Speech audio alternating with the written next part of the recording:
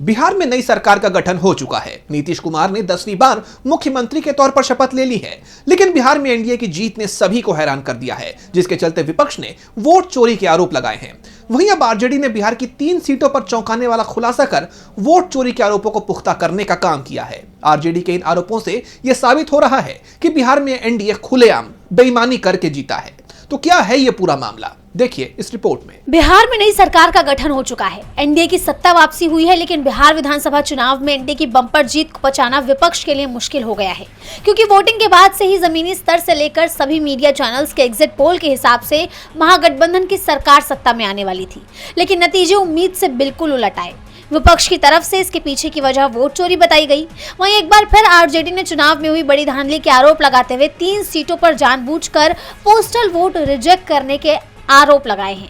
बड़ी बात तो यह है कि आरजेडी जिन 3 सीटों का जिक्र कर रही है, वहां पार्टी या उसके सहयोगी दल बेहद ही कम अंतर से हारे हैं।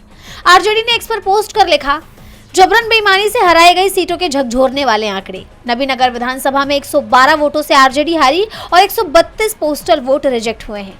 अगिआंव विधानसभा में 95 वोटों से सीएमपीआईएल हारी और 175 पोस्टल वोट रिजेक्ट हुए। संदेश विधानसभा में 27 वोटों से आरजेडी हारी और 360 पोस्टल वोट रिजेक्ट हुए। बड़ी बात तो यह है कि इन तीनों ही सीटों पर आरजेडी बेहद ही कम अंतर से हारी है और रिजेक्टेड पोस्टल बैलेट वोटों की संख्या हार से अधिक है। यानी पार्टी की तरफ से ये उम्मीद जताई जा रही है कि पोस्टल वोट रिजेक्ट हुए हैं उनमें ज्यादातर आरजेडी और उसके सहयोगी पार्टी के हो सकते हैं। वहीं विपक्ष का यह आरोप चुनावी धांधली या वोट चोरी के आरोपों के साथ साथ कई बड़े सवाल खड़े करता है कि पोस्टल वोट किस आधार पर काटे गए। क्या ये महागठबंधन को साजिशन हराने की चाल नहीं है? और सबसे बड़ा सवाल कि क्या चुनाव आयोग इस पर कोई सफाई देगा? जैसा आप जानते हैं कि बिहार में एनडीए की जीत के बाद वोट चोरी का मुद्दा और गर्मा गया है। विपक्ष चुनाव नतीजों पर गहन समीक्षा के साथ साथ वोट चोरी पर महाआंदोलन करने की तैयारी में है, जिससे एनडीए की टेंशन बढ़ सकती है। डीबी लाइव की रिपोर्ट।